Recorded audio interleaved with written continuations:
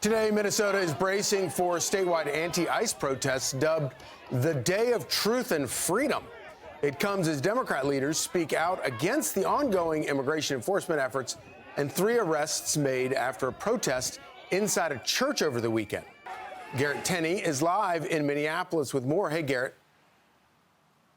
Hey, good morning, Charlie. Yeah, the Department of Justice has now charged 3 of the organizers of that anti-ICE protest that shut down a church worship service over the weekend in St. Paul. Attorney General Pam Bondi announcing those arrests on a post on X, saying, "Listen loud and clear. We do not tolerate attacks on places of worship." Now, just a day before his arrest, William Kelly dared Bondi to arrest him, while another of the organizers, Nikema Levy-Armstrong, was adamant she did nothing wrong and that any charges against her would not hold up. Minneapolis Mayor Jacob Frey and other Democratic officials are calling the arrest political prosecutions. I want to comment on Nikema Levy-Armstrong's arrest. It's a gross abuse of power, and she should immediately be released. During his visit to the Twin Cities yesterday, Vice President J.D. Vance blamed state and local leaders for the chaos we're seeing on the streets of Minneapolis and said more cooperation with the feds could help ease those tensions.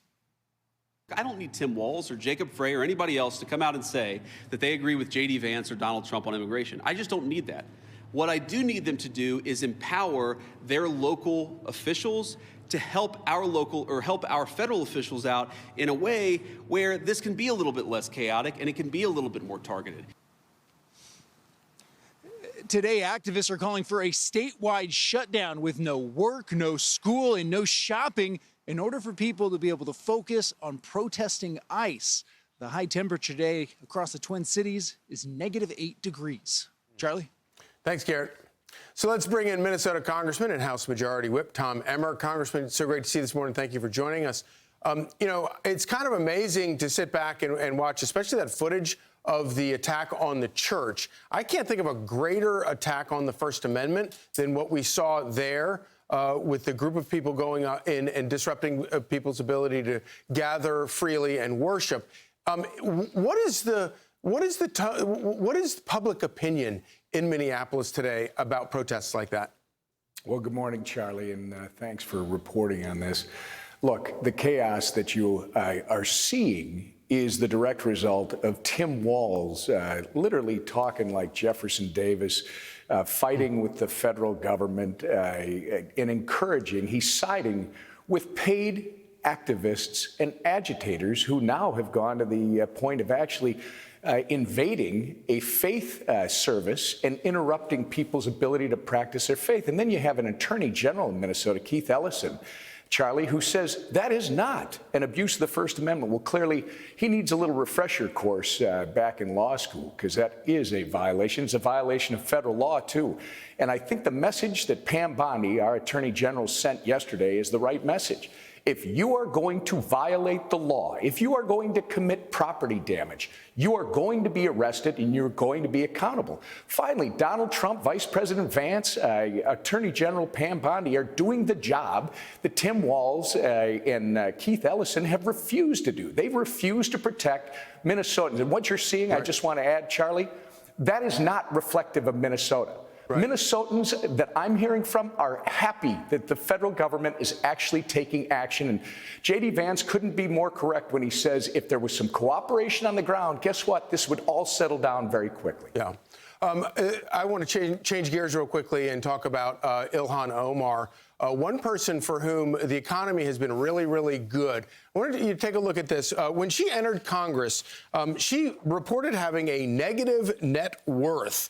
In 2019, back in 2019, her household income, her household net worth has gone up from $0 to $30 million.